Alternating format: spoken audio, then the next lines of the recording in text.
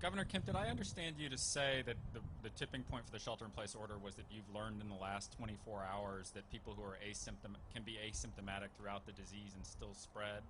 It seems like that's been clear for a while. Well, I'll let Dr. Toomey speak to that, but we've been doing 2 calls a day, every day, for well over a month. And last night, Dr. Toomey said on that call, and we talked about it again today, that this new information that came from CDC was a game changer. So I'll let her speak to that. Dr. Toomey? Sure, thank you. I think we knew, you could tell from the pattern of spread, and we knew from the cruise ships that there's likely asymptomatic transmission. CDC guidance and our own testing patterns were to test those with symptoms.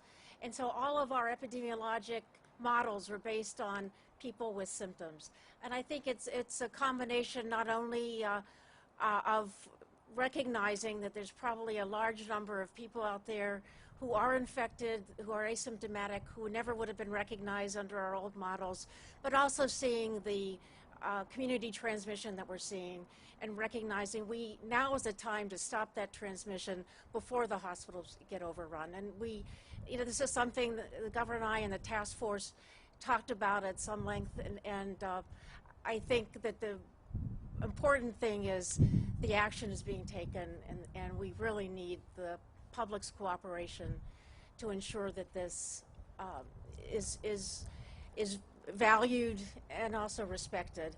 I can tell you that even in my own community, I still have people say to me, I don't understand why you're so upset about this. This is just like the flu. This is absolutely not just like the flu. It's many times more transmissible. And it's also much more deadly.